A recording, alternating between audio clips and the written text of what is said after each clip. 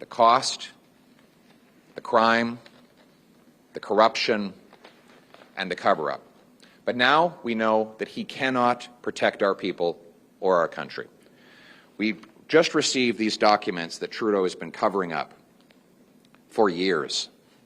Documents related to a massive security breach at the Trudeau government's most sensitive laboratory, where the most dangerous viruses and pathogens are studied and handled. We have learned that the Trudeau government's head of pathogens was collaborating with members of Beijing's People's Liberation Army who are responsible for bioweapons and bioterrorism.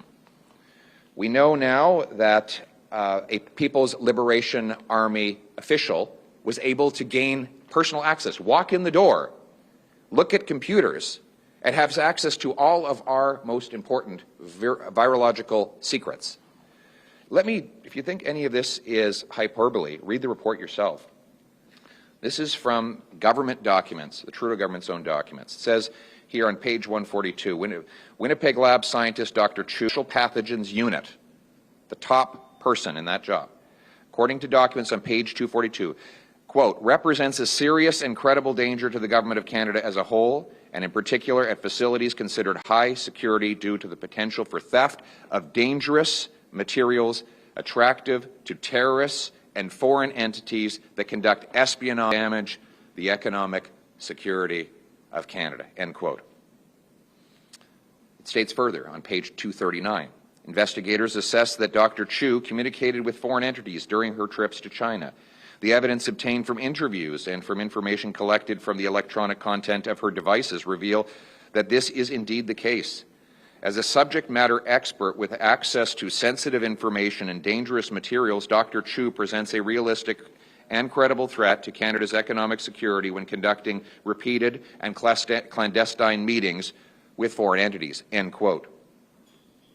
Then it says Dr. Chu conducted joint research with the Major General Chen Wei of the People's Liberation Army, who, according to page 236, is a noted top virologist at the Academy of Military Medical Sciences and is China's chief biological defense expert engaged in research related to biosafety, biodefense, and bioterrorism. Bioterrorism, end quote. And these are documents, this is right out of the government's own documents. Trudeau, what did he do when he found out about this? Did he immediately inform Canadians of the breach? Did he fire anybody? No, no one was fired. Did he call an inquiry to get to the bottom of it? No, he didn't do that either. Instead, he covered it all up. He defied 4 parliamentary orders to release these documents. When the Speaker tried to get them, he sued the Speaker to cover this up. He said it was all for national security, but now we know from a committee composed of 4 members of Parliament, including 1 Liberal, and 3 judges, and I quote, the information appears to be mostly about protecting the organization from embarrassment for failures in policy and implementation, not legitimate national security concerns, and its release is essential to hold the government to account. In other words, there was no national security reason why we couldn't have had this before. It was only because Trudeau didn't want the embarrassment before an election.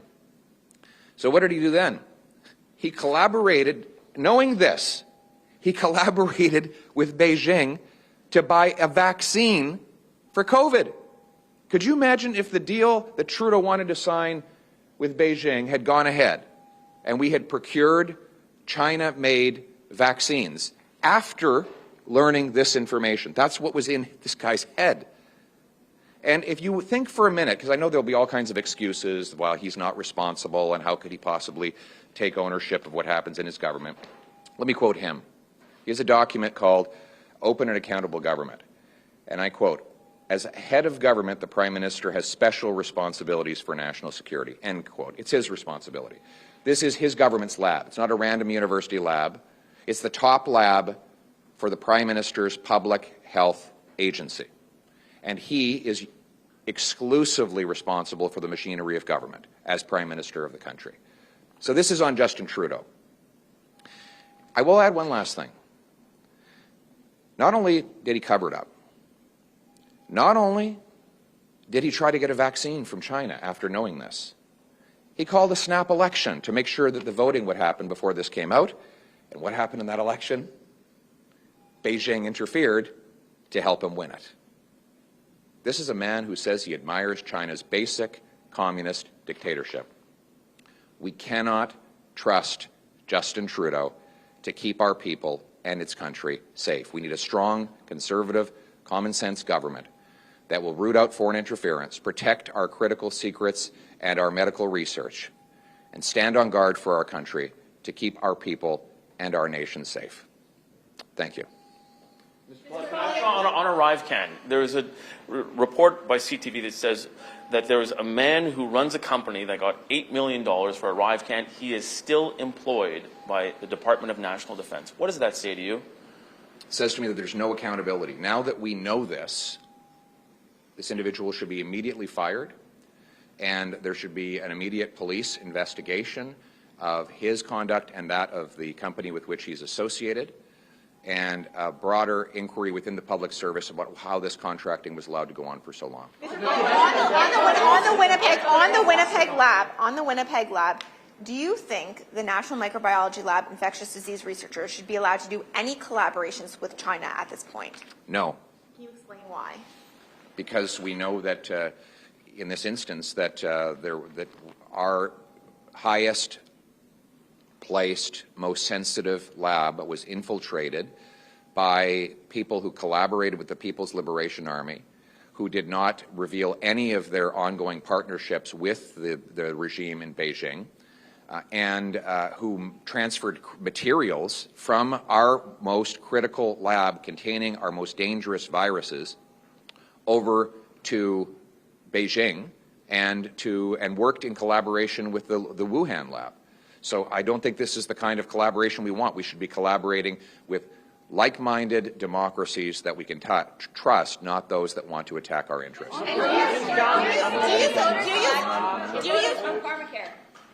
So as Mr. Poilievre has said, the government's own documents have confirmed that the national security breaches at the Winnipeg lab represent a very serious and credible danger to Canada and a realistic and credible threat to Canada's economic security. As Mr. Poilievre has also said, in the government's own founding document, Open and Accountable Government, the Prime Minister alone is responsible for the machinery of government, and the Prime Minister has a special responsibility for national security.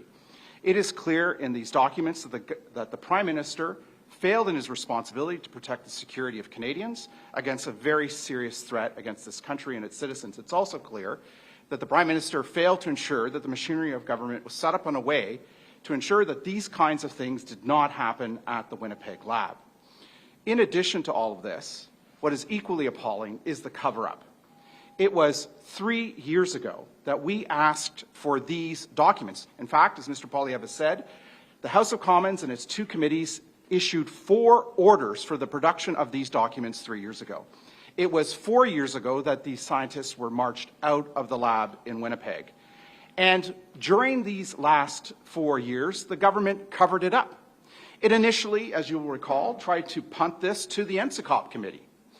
And then it took the Speaker to court. And then it actually created this ad hoc committee of 4 MPs and 3 judges that took another 1.5 years to review these documents. So this has been a massive cover-up on part of this government, and it's particularly appalling in light of the fact that this is a government that came to office promising greater transparency. We have seen anything but. In fact, it has been said by information commissioners that we've seen a reversal in transparency on part of this government, probably one of the worst reversals in modern government, Canadian government history. We've also have a government here that promised to respect Parliament. And here we are, 3 years after we asked for these documents and finally starting to get some of the truth behind what happened. And so this is a damning indictment on this Prime Minister, his management of the Government of Canada, and his lack of respect for our democracy. Good morning, everyone. Canadians need to know that 2 scientists with deep relationship with many institutions inside the People's Republic of China infiltrated Canada's top microbiology lab in Winnipeg. While there, People's Liberation Army scientists from the Academy of Military Medical Scientists, which is charged with biology-enabled weapons, were able to gain a secret security clearance which gave them unfettered and unsupervised access to the laboratory and to the computer-based science network. This is a travesty and a breach of security at the highest levels that cannot be tolerated. Aside from all this, we know very clearly that the Trudeau Liberal government wanted to cover this up, denying 4 orders of Parliament, taking the Speaker to court, and calling an unnecessary election during COVID, which of course resulted in us understanding now very clearly that there was Chinese interference in that election. Canadians need to know also that this was not a national security threat cover-up. It was a cover-up to avoid political embarrassment. This is an embarrassment to our country, and Canadians also need to know who is going to be held responsible in this Sunny Ways government. Who covered this up? Who is at the head from a political nature? Why did they cover up for so long? And when will someone, such as a minister or a prime minister, be held responsible on behalf of all Canadians? I thank you.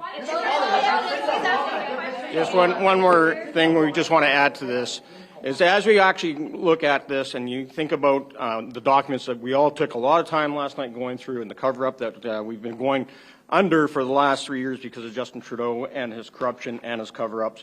We've got to remember that if you look at page 97, paragraph number 5 in the CSIS document, it says, and this is where this gets really critical here when it comes to our national security, the Academy of Military Medical Sciences of the People's Liberation Army of the People's Republic of China and has offensive chemical and biological weapons capabilities. As per China's key national research and development priorities is to support national defense research projects by transforming the results of basic civil research into military applications. So although you have Justin Trudeau not at all concerned about our national security, more concerned about his political embarrassments, us as Conservatives under Pierre Poilievre want to make sure that we continue to go out there and support our national security and make sure that this never happens again. We don't know exactly what materials, technology, viruses, and other biological things that are in that lab were actually turned over to the PRC and to the People's Liberation Army. We know that they're interested in weaponization. And so we cannot have these biological weapons created in China and used against us here in Canada or our allies. You want to talk about an embarrassment. This is a national embarrassment. It's an international embarrassment, and our own national security is at risk. Let me just say that this is a national security failure on the highest level. The head of the unit at the Winnipeg lab responsible for pathogens was collaborating with the foremost expert in the PLA with respect to biodefense and bioterrorism. And through it all, the Prime Minister was less than transparent with Canadians, and he covered it up. And the question is, who bears responsibility? And the answer to that question is very simple. Justin Trudeau bears responsibility. The buck stops with Justin Trudeau. As Prime Minister, he has special responsibilities for national security, and he has a lot to answer for this colossal failure under his watch. Devrait-il y avoir un droit de retrait pour le Québec, l'Alberta et toutes les autres provinces avec pleine compensation et sans condition sur l'assurance médicaments? Premièrement, il faut reconnaître que c'était notre promesse du gouvernement néo-démocrate libéral. On verra ce que ça va livrer. Ils ont promis un grand programme de 80 milliards de dollars pour rendre le logement abordable et Justin Trudeau a doublé le coût de logement. Donc, nous verrons ce que le programme va livrer. Pas juste des belles paroles, des photo-op, des ententes entre deux politiciens incompétents. So will you support pharmacare? Will you support pharmacare? Puis, est-ce qu'il devrait pouvoir se retirer? What do you think of Mexican nationals needing a visa to get into Canada? The question was so the question was on Mexican visas. The Harper government put in the visa for Mexico, which all but eliminated false asylum claims from that country. When Prime Minister Harper left office, there were 250 asylum claims per year from Mexico. After Justin Trudeau got in and lifted the visa requirement, that rose to 17,000, of which only 11% were actually found to be legitimate asylum claimants. The rest were presumably illegitimate. And as a result, we have the social services and our housing market completely overwhelmed with false claimants. We called, first of all, the visa never should have been lifted by Trudeau. He's the one that caused the chaos in our immigration system. He and he alone is to blame for it. We called for him to reverse his mistake a month ago. Finally, he has backed down to me on that demand, and I only wish that he had done it sooner. I should do that in French, en français. Évidemment, le gouvernement Harper a mis en place l'obligation de visa pour le Mexique, ce qui a presque éliminé les faux demandeurs d'asile. En fait, il y avait seulement 250 demandeurs d'asile dans la dernière année de Stephen Harper. Il y a maintenant 17 000 demandeurs d'asile. 17 000. Vous pouvez regarder les chiffres vous-même. Et dont 11% sont trouvés légitimes. Donc, l'autre 89% ne sont pas.